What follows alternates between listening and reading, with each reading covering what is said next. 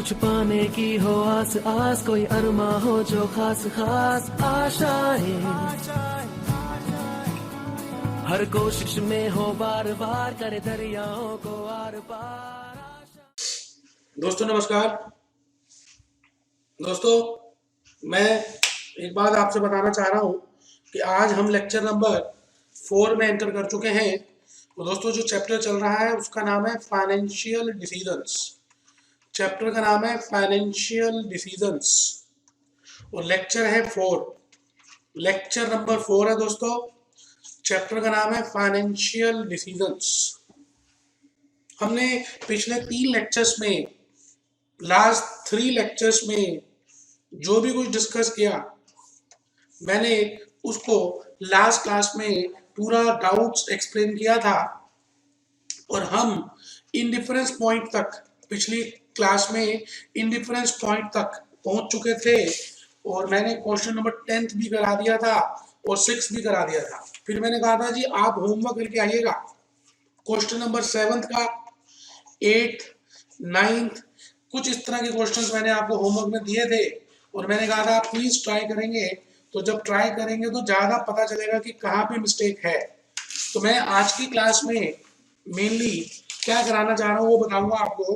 तो पहले तो मैं आज ये 7th, 8th, 9th ये जो क्वेश्चंस मैंने होमवर्क में दिए थे, 7th, 8th एंड 9th ये क्वेश्चंस जो मैंने होमवर्क में दिए थे, ये क्वेश्चंस मैं करने वाला हूँ, ये करवाऊंगा आपको, ये क्वेश्चन कराऊंगा। और दोस्तों उसके बाद मैं 10th क्वेश्चन की तरफ बढ़ूंगा और आगे एक नया कंसेप्ट आज हम डिस्कस करेंगे और दोस्तों उसका नाम है ब्रेक इवन पॉइंट। उस कंसेप्ट का नाम है ब्रेक इवन पॉइंट। इस कंसेप्ट को हम कहेंगे break even point, break even point, break even point. तो आइए जी हम पहले क्वेश्चन नंबर 7 को एक बार देख लें और मैं आपके सामने एक बार 7th क्वेश्चन को निकाल रहा हूं। आप देखें कि मैंने क्वेश्चन नंबर 7 में आपके लिए क्या लिखा है। सीए, सीएस, सीएमए तीनों में आ चुका है जी ये question. X company limited is considering 3 plans. X company 3 plans को कंसिडर कर रही है to finance the project of 100 lakhs। 100 lakhs का जो प्रोजेक्ट है उसको वो फाइनेंस करना चाहती है। X company is considering 3 plans to finance the project of 100 lakhs। इसका मतलब उनको 100 लाख रुपए चाहिए और डिफरेंट प्लान्स नीचे दिए हैं। प्लान ए में 50-50, plan B, plan C. Sales for the first 3 years are estimated at 100 lakhs, 125 lakhs and 150 lakhs, and 10% profit before interest and tax is forecasted to be achieved। और 10% का profit achieve होगा। ठीक है जी। Corporate tax is 50%। Compute EPS in each of the alternative plans of financing for 3 years। आराम से बैठे, question आसान है लेकिन अलग ढंग का है। क्वेश्चन है आसान लेकिन अलग ढंग का है। तो आराम से क्वेश्चन नंबर 7 को आप देखें, है इजी लेकिन अलग ढंग का है।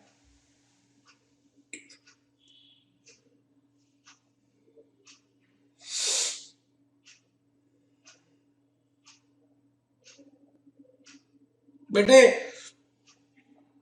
फर्स्ट ईयर में आपको अलग से बताना पड़ेगा कौन सा प्लान अच्छा है, सेकेंड ईयर में अलग से बताना पड़ेगा, थर्ड ईयर में अलग से बताना पड़ेगा। इसका मतलब थोड़ा सा क्वेश्चन है लंबा लेकिन है इजी, है इजी मेरे बेटे। आइए हम एक बार देखें कि क्वेश्चन नंबर 7 कहना क्या चाह रहा है। आइए दोस्तों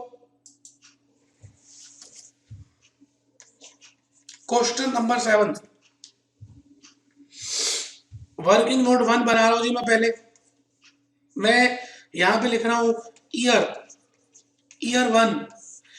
वन में मैं ये चेक कर रहा हूं कि कौन सा प्लान बेस्ट है। Plan 1, plan 2, plan 3, plan 1, plan 2, plan 3। Year 1 में देख रहे हैं कौन सा प्लान बेस्ट है। फिर मैं देखूंगा जी ईयर 2 में कौन सा प्लान बेस्ट है। Plan 1, plan 2, and plan 3। इसी तरह से फिर मैं चेक करूंगा कि ईयर 3 में कौन सा प्लान बेस्ट है। Plan 1, plan 2, plan 3। बेटे मैं तीनों ईयर्स तो नहीं कराऊंगा, एक ईयर कराऊंगा जिसमें आपको पता चल जाए कि हमने ईयर 2 में और 3 में करना क्या है। इन सभी की प्लान्स की ईपीएस कैलकुलेट करेंगे बेटे। EPS, earning per share, earning per share, EPS, EPS calculate करेंगे, ईपीएस कैलकुलेट करेंगे मेरे बेटे, ईपीएस कैलकुलेट करेंगे, ईपीएस कैलकुलेट करेंगे। तो आइए जी, ईयर 1, ईयर 2, ईयर 3, तीन प्लान्स की बात कर रहे हैं, इसमें देख रहे हैं कि कौन सा बेस्ट है। Question 7, question number 7, equity and debt, plan 1, plan 2। तो चलिए जी, मैं आपके सामने क्वेश्चन 7 को शुरू कर रहा हूं। मेन आंसर आप कर भी चुके होंगे, फिर भी देख लीजिए। सिचुएशन 1, मैं सिचुएशन के लिए कर रहा हूं। सिचुएशन 1 मतलब year 1, if sales level is, year 1 if sales level is rupees 100 lakhs। अगर सेल्स लेवल 100 लाख की है तो फिर कैसे करेंगे बेटे। तो पहला स्टेप तो आपको पता ही है, वो हमें दिया ही हुआ है। Statement showing capital structure of alternative proposals, statement showing capital structure of alternative proposals.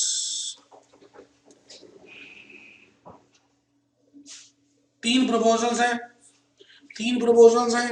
आराम से एक बार आप बनाइए और देखिए कि क्या तीनों प्रपोजल्स आपको दिए हुए हैं, और नंबर ऑफ इक्विटी शेयर्स निकाल लीजिए इसमें।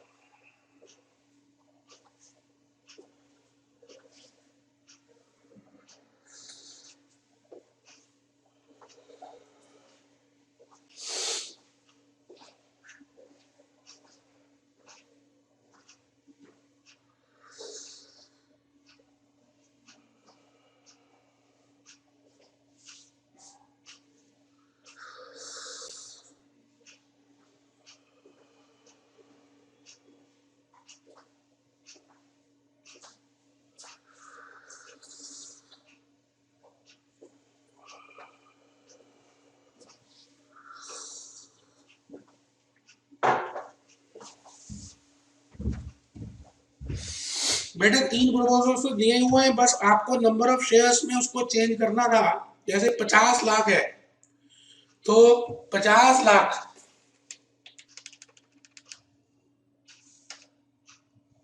डिवाइडेड बाय 100, ये बेटे 50,000 शेयर्स आ गए।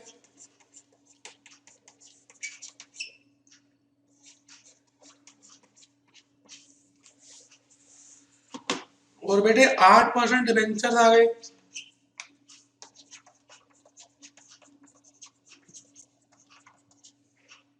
बेटे ये 50 लाख, पहला प्रपोजल तो उसने दे ही दिया 1 करोड़ रुपए।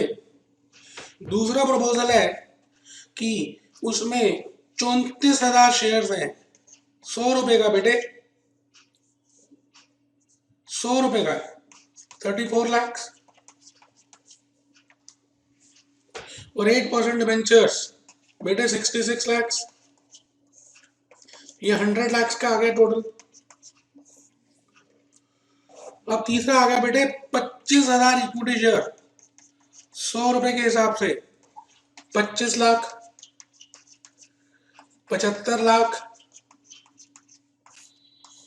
100 lakhs। बेटा ये पहला स्टेप हो गया।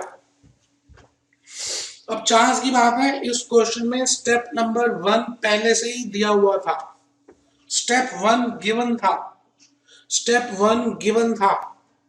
अब मैं आ रहा हूं जी स्टेप नंबर 2 में। स्टेप नंबर 2 में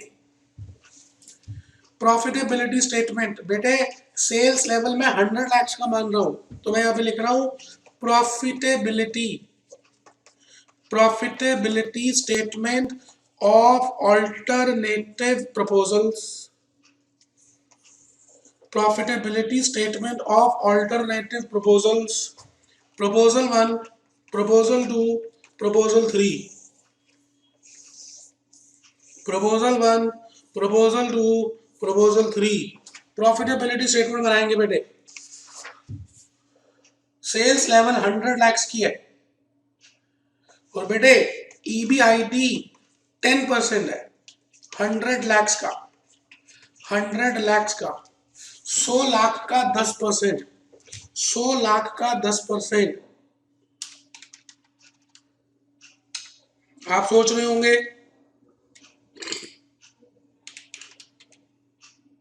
बेटे 100 लाख का तो 10 लाख आ गया बेटे, 10 लाख आराम से 10 लाख रुपए ईबीआईटी आ गया। If sales level is, if sales level is, if sales level is 100 lakhs, if sales level is 100 lakhs, then EBIT is 10 lakhs less interest, less interest। बेटे इंटरेस्ट लेस करेंगे तो स्टेप नंबर 1 में आ जाइए। 50 lakh, 50 lakh into 8%, बेटे 4 लाख रुपए का interest है, 4 lakh rupees का इंटरेस्ट है,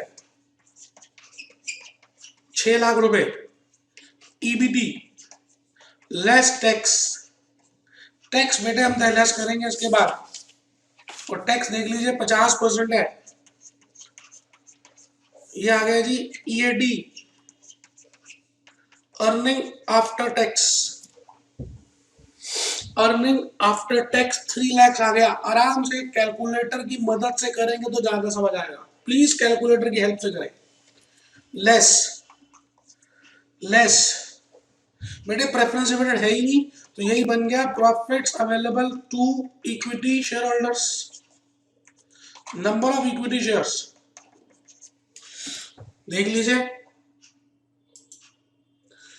50,000, तो बेटे 50,000 लिख दिया तो ईपीएस निकाल दिया जी 6 रुपए, आंसर आ गया। पहली सिचुएशन में जब सेल्स 100 लाख है तो ईपीएस 6 रुपए, आपके सामने आंसर भी निकाल दिया। अगर है हिम्मत तो प्रपोजल 2 और 3 भी करके दिखाओ, आपके सामने मैंने क्वेश्चन किया है, प्रपोजल 2 और 3 भी करके दिखाइए प्लीज, ईमानदारी से प्रपोजल 2 और 3 करें। इंटरेस्ट, इंटरेस्ट 8%, 66 लाख का 8%, बेटे 5,28,000, 5,28,000, 5,28,000, 5,28,000, 5,28,000, ये आ गया जी 4,72,000, 4,72,000, और टैक्स आ गया जी, टैक्स आ गया जी 2,36,000, और अर्निंग आफ्टर टैक्स या profits available to equity share holders 236, और बेटे number of equity shares 34,000, 34,000, 34,000।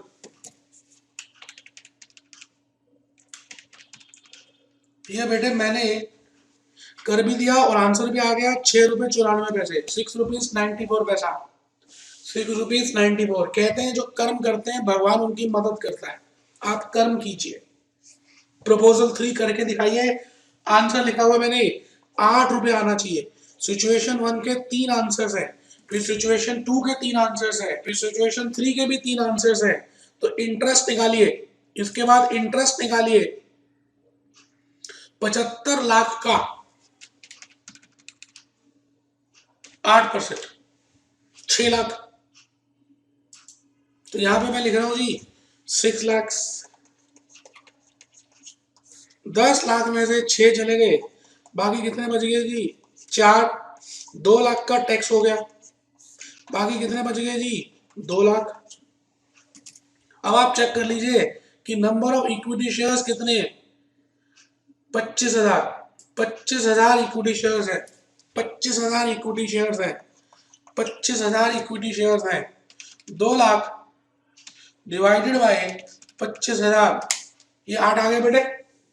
Check कर लीजिए बेटे। हाथ कंगन को आलसी क्या, जो मेहनत करने वाले होते हैं उनको किसी भी चीज से डर नहीं लगता, वो हार से घबराते नहीं है, कोशिश करते हैं। बेटे कोशिश करने में ही जीत होती है। आप साइकिल चलाना आता नहीं था आपको जब आप ऊपर से नीचे आए थे, बेटे साइकिल चलाने के लिए कोशिश की थी आपने। आप बहुत बार गिर भी गए थे बेटे, फिर उठे थे, फिर गिरे थे, फिर उठे थे, और अचानक एक दिन आपका साइकिल में एक बैलेंस बनना शुरू हो गया था। याद कीजिए वो दिन। तो बेटे मैं भी तो यही बात बताने जा रहा हूं, हिम्मत करनी है। तो बताइए जी बेस्ट कौन सा है? बेस्ट तो ये, तो देखिए recommendation the management. Step 3 recommendation the management may be advised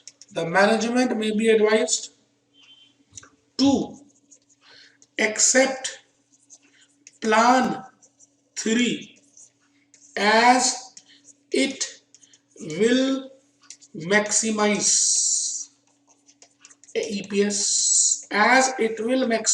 EPS, क्योंकि उससे EPS मैक्सिमाइज होगी, अर्निंग पर शेयर मैक्सिमाइज होगा। ठीक है जी, तो स्टेप 3 कर लिया सभी ने। आइए इसी तरह से आपको बेटे सिचुएशन 2 करना है। सिचुएशन 2 क्या होगी? इफ सेल्स इज 125 lakhs, और बेटे इसी तरह से सिचुएशन 3 करना है।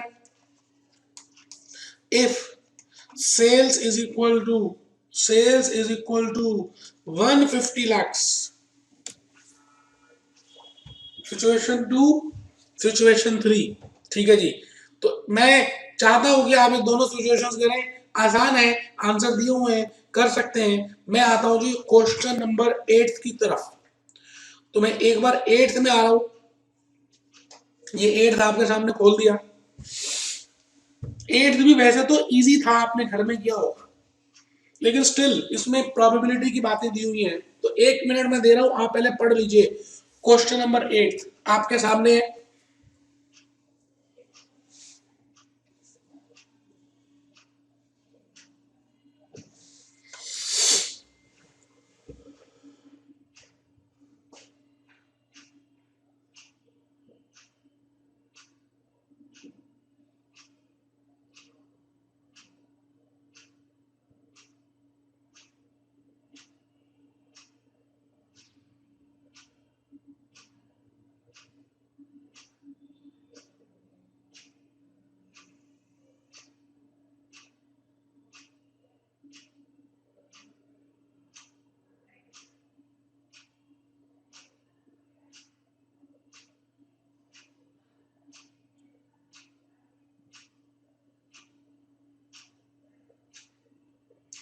Alloy company has recently reorganized in order to specialize in electronic business.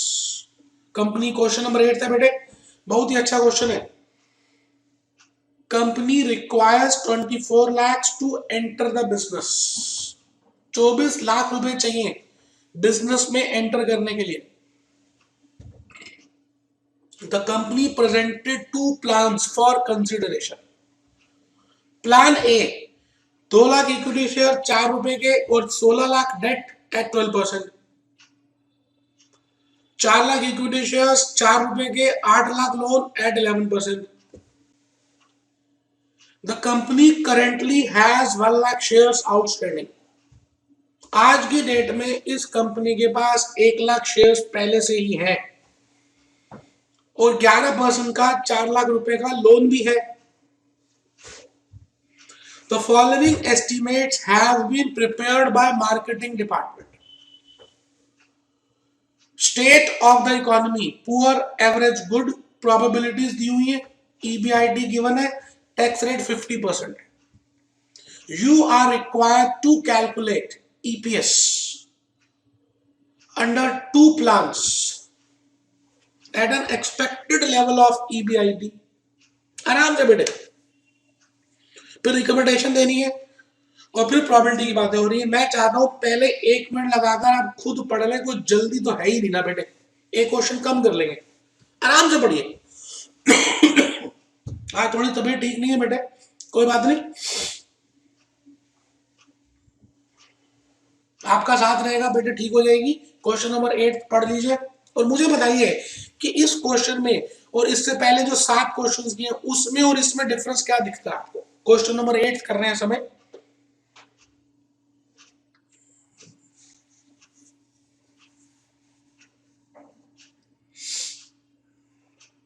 एक बच्चे ने सही पहचाना, वो कहता है जी इस क्वेश्चन में ईबीआईटी में 3 तरह की बातें दी हुई है और उसकी प्रोबेबिलिटी गिवन है कि 12 लाख की ईबीआईटी हो सकती है तो उसकी 20% प्रोबेबिलिटी है, 14 लाख की ईबीआईटी हो सकती है उसकी 60% प्रोबेबिलिटी है, 15 लाख की ईबीआईटी हो सकती है उसकी 20% प्रोबेबिलिटी है। टोटल देखें अगर आप तो प्रोबेबिलिटी 100% है। Tax rate is 50%। You are required to calculate EPS under 2 different plans at an expected level of, underline कर दीजिए expected। अभी मैं बताऊंगा कि expected वर्ड क्यों लिखा हुआ है, ठीक है जी। तो आइए इस क्वेश्चन को देखते हैं कि हम क्या करेंगे इस क्वेश्चन में। आइए दोस्तों, क्वेश्चन नंबर 8 पेपर के लिए बड़ा ही प्रीशियस है, कीमती है। अच्छा, क्वेश्चन इसी बुक में से आने वाले हैं, बाहर से नहीं आएंगे, इस बात को तो मैं पक्का बता दूं। क्वेश्चन नंबर 8 मेन आंसर, पहली बात नोट 1 लिखेंगे जी, जो घर के लिए है, पेपर में नहीं लिखना। वैसे नोट 1 मैंने नीचे भी लिखा हुआ है, आप ध्यान से देखें, मैंने लिखा हुआ है note 1, in case probabilities are given in the question, अगर प्रोबेबिलिटीज दी जाए, इसको लिख लेते हैं, in case probabilities are given in the question, in case probabilities are given in the question for EBIT या किसी के लिए भी प्रोबेबिलिटी दी हो और for any other वेरिएबल या किसी और वेरिएबल के लिए भी दी हो सकती है, then it is better to calculate, then it is better to calculate expected EBIT। तो ये ज्यादा अच्छा माना गया है कि हम इसकी एक्सपेक्टेड ईबीआईटी निकालें। एक्सपेक्टेड का मतलब क्या होता है बेटे, sigma P x upon sigma P, sigma P x upon sigma P. P का मतलब क्या है बेटे, पी इज प्रोबेबिलिटी। प्रोबेबिलिटी का मतलब क्या है, chance of occurrence. What is the chance of occurrence, उसके होने की संभावना, उसके होने की संभावना बेटे, उसी को तो बोलते हैं probability. So probability is the chance of occurrence of something, variable के होने की संभावना को प्रोबेबिलिटी बोला जाता है। तो बेटे नोट वन में मैंने ये बात बताने की कोशिश की कि आपको कभी भी अगर ईबीआईटी एक्यूरेट ना दिया जाए, एग्जैक्ट ना दिया जाए, आपको फ्यूचर का दिया हो, तो बेटे फ्यूचर का ईबीआईटी निकालने के लिए आपको सबसे पहले उसका एक्सपेक्टेड निकालना चाहिए। ठीक है बेटे, नोट वन मैंने ये लिखा है। अब मैं पहले मेन आंसर में आ रहा हूं, फिर आपको समझाऊंगा कि मैं और क्या कहना चाह रहा हूं। लिखते हैं जी, question number 8 main answer, statement showing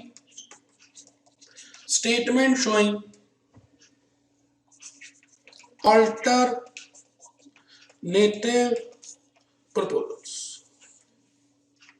statement showing alternative proposals. बेटे प्लान ए है और प्लान बी है।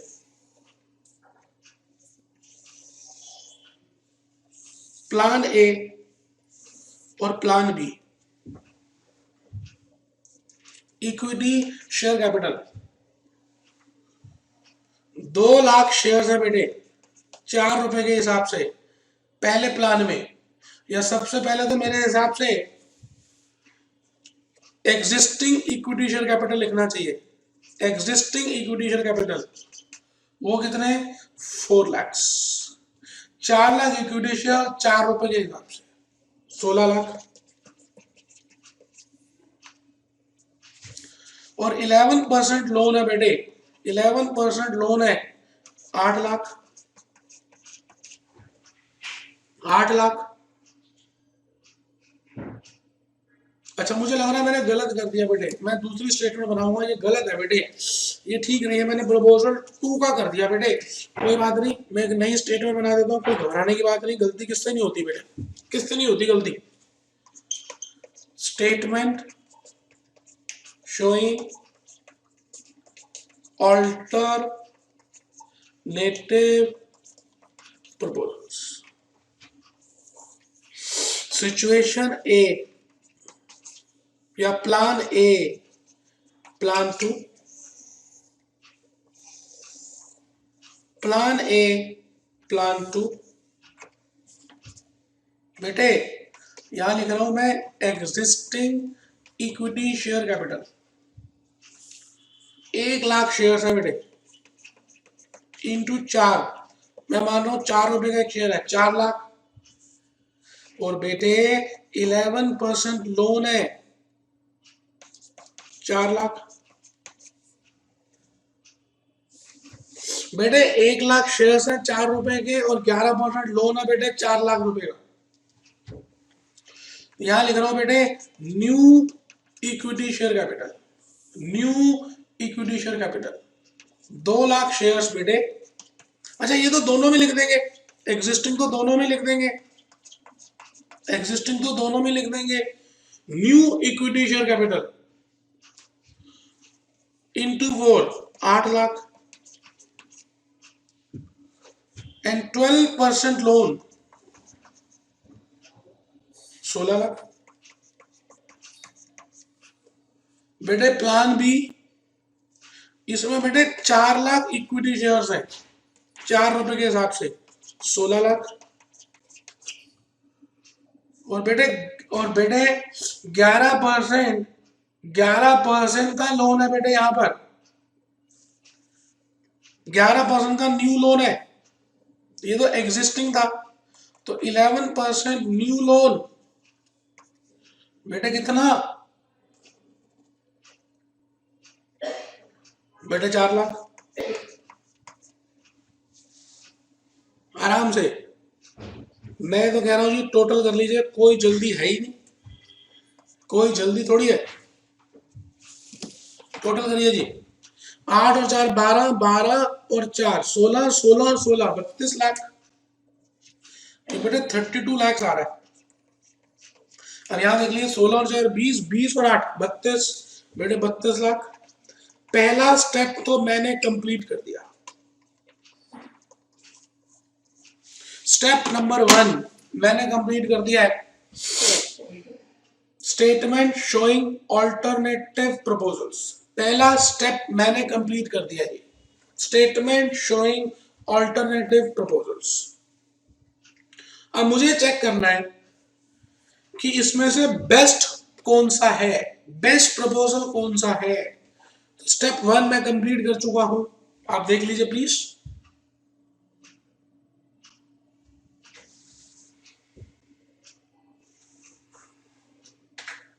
देख लीजिए प्लीज एक बार।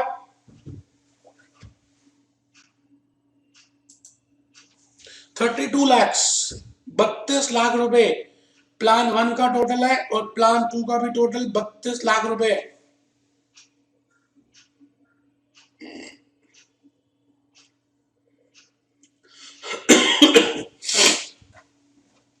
अब मैं आ रहा हूं जी स्टेप नंबर 2 में।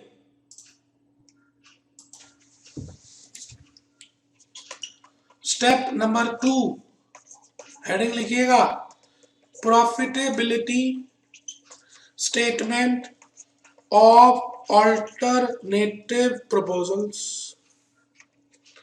ऑल्टरनेटिव प्रपोजल्स की अब हम प्रॉफिटेबिलिटी स्टेटमेंट बनाने जा रहे हैं। बेटे इसके लिए ईबीआईटी चाहिए होती है। अब देखिए, अब आपको ईबीआईटी एक नहीं दी हुई, 3 दी हुई है। 12 लाख भी हो सकती है, 14 लाख भी हो सकती है, 15 लाख भी हो सकती है। 12 लाख